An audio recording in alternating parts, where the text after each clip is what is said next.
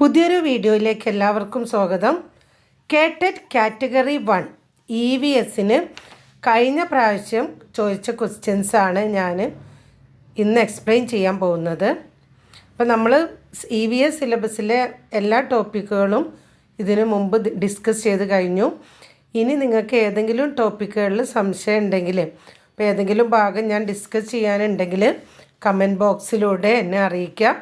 ഇതിപ്പോൾ കഴിഞ്ഞ പ്രാവശ്യം കേട്ടറ്റിന് ചോദിച്ച ക്വസ്റ്റ്യനാണ്. 2024 April.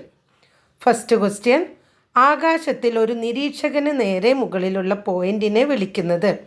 Horizon, zenith, nebula, Meridian.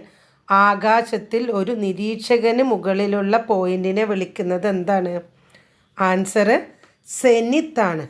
ആകാശത്തിൽ ഒരു നിരീക്ഷകന് മുകളിലുള്ള പോയിന്റിനെ വിളിക്കുന്നത് സെനിത്ത് എന്നാണ്.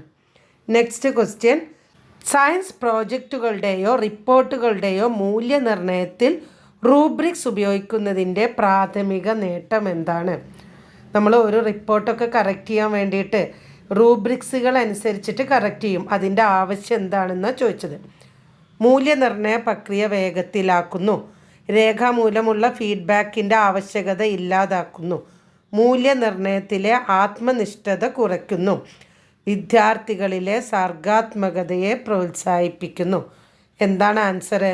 മൂല്യനിർണ്ണയത്തിലെ ആത്മനിഷ്ഠത കുറയ്ക്കുന്നു. നമുക്ക് മൂല്യനിർണ്ണയം ഈ റൂബ്രിക്സിനനുസരിച്ച് ചെയ്യുമ്പോൾ മൂല്യനിർണ്ണയത്തിലെ ആത്മനിഷ്ഠത കുറയ്ക്കുന്നു. നെക്സ്റ്റ് ക്വസ്റ്റ്യൻ: ഒരു പ്രകാശരശ്മി വായുവിൽ നിന്ന് വെള്ളത്തിലേക്ക് കടക്കുമ്പോൾ അത് ജലത്തിൻ്റെ ഉപരിതലത്തിൽ വെച്ച് വളയുന്നതായി തോന്നുന്നു. പ്രകാശത്തിൻ്റെ ഈ വളവിന് കാരണം? പ്രതിഫലനം, പോളറൈസേഷൻ, അപവർത്തനം, പ്രകീർണനം. ഇപ്പോൾ പ്രതിഫലനം, റിഫ്ലക്ഷൻ എന്നൊക്കെ പറഞ്ഞാൽ രണ്ട് മാധ്യമങ്ങളുടെ സംഗമ സ്ഥാനത്ത് വെച്ച് തരംഗത്തിൻ്റെ ദിശയ്ക്ക് മാറ്റം സംഭവിക്കുകയും വന്ന മാധ്യമത്തിലേക്ക് തന്നെ പ്രകാശം തിരികെ പോവുകയും ചെയ്യുന്ന പ്രതിഭാസമാണ് പ്രതിഫലനം അല്ലെങ്കിൽ റിഫ്ലക്ഷൻ. പിന്നെ അതുപോലെ പോളറൈസേഷൻ, പ്രകാശത്തിൻ്റെ പോളറൈസേഷൻ. അപവർത്തനം എന്ന് പറഞ്ഞാൽ എന്താണ്? തരംഗത്തിൻ്റെ വേഗതയിൽ വരുന്ന മാറ്റം കൊണ്ട് ദിശയിൽ വരുന്ന വ്യതിയാനമാണ് അപവർത്തനം. പ്രകീർണനം എന്ന് പറഞ്ഞാൽ ധവളപ്രകാശം അതിൻ്റെ ഘടകവർണ്ണങ്ങളായി തിരിയുന്നതാണ് പ്രകീർണനം. അപ്പോൾ ഇതിൽ എന്താണ്? ഒരു പ്രകാശരശ്മി വായുവിൽ നിന്ന് വെള്ളത്തിലേക്ക് കടക്കുമ്പോൾ അത് ജലത്തിൻ്റെ ഉപരിതലത്തിൽ വെച്ച് വളയുന്നതിന് കാരണം എന്താണ്? അപവർത്തനമാണ്. അപവർത്തനം എന്ന് പറഞ്ഞാൽ എന്താണ്? തരംഗത്തിൻ്റെ വേഗതയിൽ വരുന്ന മാറ്റം കൊണ്ട് ദിശയിൽ വരുന്ന വ്യതിയാനം, അതാണ് അപവർത്തനം. ഇപ്പോൾ ഇവിടുത്തെ കറക്റ്റ് ആൻസർ അപവർത്തനം. നെക്സ്റ്റ് ക്വസ്റ്റ്യൻ: ജൈവ പ്രതിവിധി ബയോ റെമഡിയേഷൻ എന്ന പ്രക്രിയയിൽ ഉൾപ്പെടുന്നത്? ജലമലിനീകരണം തടയാൻ ഭൗതിക തടസ്സങ്ങളുടെ ഉപയോഗം, രാസവസ്തുക്കൾ ഉപയോഗിച്ച് ജലത്തിൽ നിന്ന് മാലിന്യങ്ങൾ നീക്കം ചെയ്യുക, അതുപോലെ മാലിന്യങ്ങളെ നശിപ്പിക്കുന്നതിനോ നീക്കം ചെയ്യുന്നതിനോ സൂക്ഷ്മജീവികളെ ഉപയോഗിക്കുക, ജലപ്രവാഹം നിയന്ത്രിക്കാൻ അണക്കെട്ടുകൾ നിർമ്മിക്കുക. ജൈവ പ്രതിവിധി എന്ന് പറഞ്ഞാൽ എന്താണ്? മാലിന്യങ്ങളെ നശിപ്പിക്കുന്നതിനോ നീക്കം ചെയ്യുന്നതിനോ സൂക്ഷ്മജീവികളെ ഉപയോഗിക്കുക. ബാക്ടീരിയ, ആൽഗകൾ, ഫംഗസ് തുടങ്ങിയ സൂക്ഷ്മജീവികളെ ഉപയോഗിക്കുക മാലിന്യങ്ങളെ നശിപ്പിക്കുന്നതിനോ നീക്കം ചെയ്യുന്നതിനോ. അതിനാണ് എന്ത് പറയാം? ജൈവ പ്രതിവിധി അല്ലെങ്കിൽ ബയോ റെമഡിയേഷൻ. ഇനി വളരെ സിമ്പിളായിട്ടുള്ളൊരു ക്വസ്റ്റ്യൻ: ഭൂമി ഏത് ദിശയിലാണ് ഭ്രമണം ചെയ്യുന്നത്? പടിഞ്ഞാറ് നിന്ന് കിഴക്കോട്ട്, കിഴക്ക് നിന്ന് പടിഞ്ഞാറോട്ട്, വടക്ക് നിന്ന് തെക്കോട്ട്, തെക്ക് നിന്ന് വടക്കോട്ട്. ആൻസർ എന്താണ്? പടിഞ്ഞാറ് നിന്ന് കിഴക്കോട്ട്. പടിഞ്ഞാറ് നിന്ന് കിഴക്കോട്ട്, west to east. Next: reserve bank of ഇന്ത്യയുടെ പ്രാഥമിക ലക്ഷ്യം എന്താണ്? RBI, നമ്മൾ ബാങ്കേഴ്സ് ബാങ്ക് എന്നൊക്കെയാണ് അറിയപ്പെടുന്നത്. എല്ലാ ബാങ്കുകളുടെയും മേൽനോട്ടം വഹിക്കുന്നത് RBI ആണ്. റിസർവ് ബാങ്ക് ഓഫ് ഇന്ത്യയുടെ പ്രാഥമിക ലക്ഷ്യം എന്താണ്? ലാഭം പരമാവധിയാക്കൽ, വില സ്ഥിരതയും പണപ്പെരുപ്പ നിയന്ത്രണവും, പ്രത്യേക ബാങ്കുകളെ പ്രോത്സാഹിപ്പിക്കുക, വിദേശ നിക്ഷേപം പ്രോത്സാഹിപ്പിക്കുക. അപ്പോൾ ഇവിടുത്തെ കറക്റ്റ് ആൻസർ എന്താണ്? വില സ്ഥിരതയും പണപ്പെരുപ്പ നിയന്ത്രണവുമാണ് റിസർവ് ബാങ്ക് ഓഫ് ഇന്ത്യയുടെ പ്രാഥമിക ലക്ഷ്യം. നെക്സ്റ്റ്: ഏത് തരത്തിലുള്ള ഭക്ഷണത്തിലാണ് കാർബൺ പാദമുദ്ര കുറവായിരിക്കാൻ കൂടുതൽ സാധ്യത? പ്രകൃതിദത്ത ഭക്ഷണം, കൃത്രിമ ഭക്ഷണം, സംസ്കരിച്ച ഭക്ഷണങ്ങൾ, ഫാസ്റ്റ് ഫുഡ്. അപ്പോൾ ഇതിലേതാണ്? അപ്പോൾ ഇതൊക്കെ നമുക്ക് ഓപ്ഷൻ തന്നെ ചെയ്യാൻ പറ്റൂലേ. ഇവിടെ കൃത്രിമ ഭക്ഷണവും സംസ്കരിച്ച ഭക്ഷണവും ഫാസ്റ്റ് ഫുഡൊക്കെ ഒരേ കാറ്റഗറിയിൽ, ഏകദേശം ഒരേ കാറ്റഗറിയിൽ വരുന്നതാണ്. അപ്പോൾ കറക്റ്റ് ആൻസർ എന്താണ്? പ്രകൃതിദത്ത ഭക്ഷണം. Next question. ഡിജിറ്റൽ സ്ക്രീനുകളിലേക്ക് ദീർഘദൂരം നോക്കുന്നത് കണ്ണിന് ബുദ്ധിമുട്ടും അസ്വസ്ഥതയും ഉണ്ടാക്കും. ഈ അവസ്ഥ പൊതുവായി അറിയപ്പെടുന്നത്. അപ്പോൾ നിങ്ങൾ വായിച്ചിട്ട് ക്വസ്റ്റ്യൻ നന്നായിട്ട് മനസ്സിലാക്കിയിട്ട് മാത്രമേ ആൻസർ ചെയ്യാൻ പാടുള്ളൂ. ചിലപ്പോൾ നിങ്ങൾക്ക് 1-2 പ്രാവശ്യം വായിക്കുമ്പോൾ തന്നെ ഈ ഓപ്ഷനുകളിൽ നിന്ന് കറക്റ്റ് ആൻസർ വ്യക്തമായിട്ട് മനസ്സിലാവും. അപ്പോൾ ഡിജിറ്റൽ സ്ക്രീനുകളിലേക്ക് കുറേ നേരം നോക്കിയിട്ടുണ്ടെങ്കിൽ കണ്ണിന് ബുദ്ധിമുട്ടും അസ്വസ്ഥയും ഉണ്ടാകും. ഈ അവസ്ഥ പൊതുവായി അറിയപ്പെടുന്നത് വെള്ളെഴുത്ത്, ഗ്ലോക്കോമ, കമ്പ്യൂട്ടർ വിഷൻ സിൻഡ്രോം, വിഷമദൃഷ്ടി. അപ്പോൾ ഇതിൽ വെള്ളെഴുത്ത്, ഗ്ലോക്കോമ, വിഷമദൃഷ്ടിയൊക്കെ കണ്ണിനുണ്ടാവുന്ന ഒരു അസുഖമാണ്.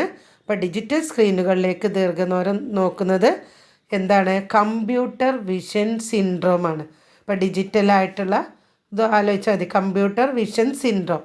നെക്സ്റ്റ്, തന്നിരിക്കുന്നവയിൽ ശാസ്ത്രീയ പ്രക്രിയയിൽ ആദ്യം വരുന്നത് ഫലങ്ങളുടെ വിശകലനം, പരികൽപ്പന രൂപപ്പെടുത്തൽ, നിഗമനം രൂപീകരിക്കൽ, കണ്ടെത്തലുകളുടെ വിനിമയം. ശാസ്ത്രീയ ഘട്ടങ്ങളൊക്കെ നമ്മൾ ഡിസ്കസ് ചെയ്തതാണ്. അപ്പോൾ ഇവിടുത്തെ കറക്റ്റ് ആൻസർ എന്താണ്? പരികൽപ്പന രൂപപ്പെടുത്തലാണ് കറക്റ്റ് ആൻസർ. നെക്സ്റ്റ്, അന്തർവിഷയാത്മക ശാസ്ത്രം, ഇൻ്റർ ഡിസിപ്ലിനറി സയൻസ്. അപ്പോൾ ഇതിൽ ഇൻ്റർ ഡിസിപ്ലിനറി എന്ന് പറയുമ്പോൾ തന്നെ നമുക്കറിയാം ഡിസിപ്ലിൻ. ഈ ഡിസിപ്ലിൻ എന്ന് പറഞ്ഞാൽ ഇവിടെ സയൻസ്, ഈ സയൻസിൻ്റെ ഉള്ളിലുള്ള. അപ്പോൾ അന്തർവിഷയാത്മക ശാസ്ത്രം എന്ന പദം എന്താണ് അർത്ഥമാക്കുന്നത്? പുതിയ ശാസ്ത്ര മേഖലകൾ വികസിപ്പിക്കുക, ഒന്നിലധികം ശാസ്ത്ര മേഖലകളിൽ നിന്നുള്ള അറിവുകൾ സംയോജിപ്പിക്കുക, ഒരു ശാസ്ത്ര വിഷയത്തിൽ ശാസ്ത്രീയ തത്വങ്ങൾ സൃഷ്ടിക്കുക, ഒരൊറ്റ ശാസ്ത്രീയ വിഷയത്തിൽ ശ്രദ്ധ കേന്ദ്രീകരിക്കുക.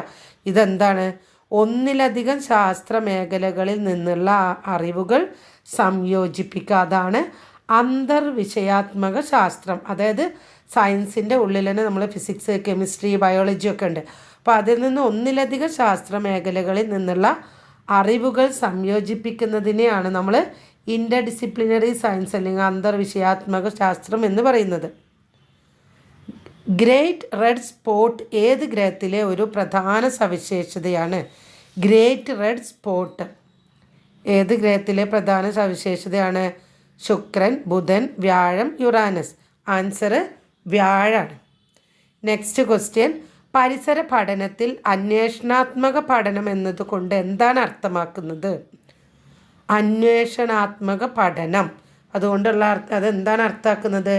പരീക്ഷണങ്ങൾക്ക് പകരം സിമുലേഷനുകൾ നൽകുക, വിദ്യാർത്ഥികളുടെ സജീവ പര്യവേഷണവും അന്വേഷണവും പ്രോത്സാഹിപ്പിക്കുക, അധ്യാപക കേന്ദ്രീകൃത നിർദ്ദേശങ്ങളിൽ ശ്രദ്ധ കേന്ദ്രീകരിക്കുക, വസ്തുതകൾ അംഗീകരിക്കാൻ വിദ്യാർത്ഥികളെ പ്രോത്സാഹിപ്പിക്കുക. അപ്പോൾ കറക്റ്റ് ആൻസർ എന്താണ്? വിദ്യാർത്ഥികളുടെ സജീവ പര്യവേഷണവും അന്വേഷണവും പ്രോത്സാഹിപ്പിക്കുക. അതാണ് അന്വേഷണാത്മക പഠനം എന്നതുകൊണ്ട് ഉദ്ദേശിക്കുന്നത്. അപ്പോൾ പരീക്ഷണങ്ങൾക്ക് പകരം സിമുലേഷൻ നൽകുക, അത് തെറ്റാണ്. അധ്യാപക കേന്ദ്രീകൃത നിർദ്ദേശങ്ങളിൽ ശ്രദ്ധ, അതും തെറ്റാണ്. വസ്തുതകൾ അംഗീകരിക്കാൻ വിദ്യാർത്ഥികളെ പ്രോത്സാഹിപ്പിക്കുക, അതും. അപ്പോൾ ഇവിടെ കറക്റ്റ് ആൻസർ വിദ്യാർത്ഥികളുടെ സജീവ പര്യവേഷണവും അന്വേഷണവും പ്രോത്സാഹിപ്പിക്കുക എന്നതാണ്. നെക്സ്റ്റ്, ഫാക്ടറികളിൽ നിന്നും വൈദ്യുത നിലയങ്ങളിൽ നിന്നും പുറന്തള്ളുന്ന കാർബൺ ഡൈ ഓക്സൈഡ് പിടിച്ചെടുക്കുകയും സംഭരിക്കുകയും ചെയ്യുന്ന പ്രക്രിയ ഏത്? Carbon offsetting, carbon sequestration, carbon dating, carbon pricing. എന്താണ് കറക്റ്റ് ആൻസർ? കാർബൺ സീക്വസ്ട്രേഷനാണ്. നെക്സ്റ്റ്, സയൻസ് അധ്യാപനത്തിൽ വിദ്യാർത്ഥികൾക്ക് ചോദ്യങ്ങൾ ചോദിക്കാനും അവരുടെ ആശയങ്ങൾ പ്രകടിപ്പിക്കാനും സൗകര്യമുള്ള ഒരു ക്ലാസ് റൂം അന്തരീക്ഷം സൃഷ്ടിക്കുന്നത് ഏത് രീതിയാണ്? ഇപ്പോൾ സയൻസ് നമ്മൾ പഠിപ്പിക്കുമ്പോൾ വിദ്യാർത്ഥികൾക്ക് ചോദ്യങ്ങൾ ചോദിക്കാനും അവരുടെ ആശയങ്ങൾ പ്രകടിപ്പിക്കാനും സൗകര്യമുള്ള ഒരു ക്ലാസ് റൂം അന്തരീക്ഷം സൃഷ്ടിക്കുക. ഇത് ഏത് രീതിയിൽ പെടുന്നതാണ്? പ്രോഗ്രാംഡ് ഇൻസ്ട്രക്ഷൻ, അന്വേഷണത്തെ അടിസ്ഥാനമാക്കിയുള്ള പഠനം, തുറന്നതും പിന്തുണ നൽകുന്നതുമായ വിനിമയം, സ്വേച്ഛാധിപത്യ സമീപനം. അപ്പോൾ ഇതിലെന്താണ്? തുറന്നതും പിന്തുണ നൽകുന്നതുമായ വിനിമയമാണ് കറക്റ്റ് ആൻസർ.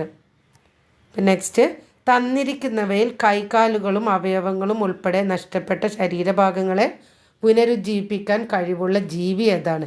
നീരാളി, സലമാണ്ടർ, പാറ്റ, ഗിബൺ. ഈ തന്നിരിക്കുന്ന ഗ്രൂപ്പിൽ കൈകാലുകളും അവയവങ്ങളും ഉൾപ്പെടെ നഷ്ടപ്പെട്ട ശരീരഭാഗങ്ങളെ പുനരുജ്ജീവിപ്പിക്കാൻ കഴിയുള്ള ജീവിയാണ് നീരാളി.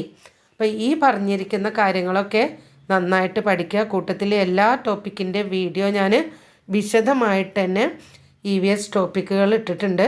അപ്പോൾ കേട്ടറ്റ് കാറ്റഗറി 1 റിലേറ്റ് ചെയ്തിട്ടുള്ള സിലബസ് അധിഷ്ഠിത ക്ലാസ്സുകളുണ്ട്.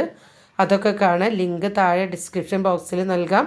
അടുത്ത 15 ക്വസ്റ്റ്യൻ EVS ഭാഗത്തുള്ളതുമായിട്ട് നമുക്ക് അടുത്ത വീഡിയോയിൽ കാണാം. ബായ്.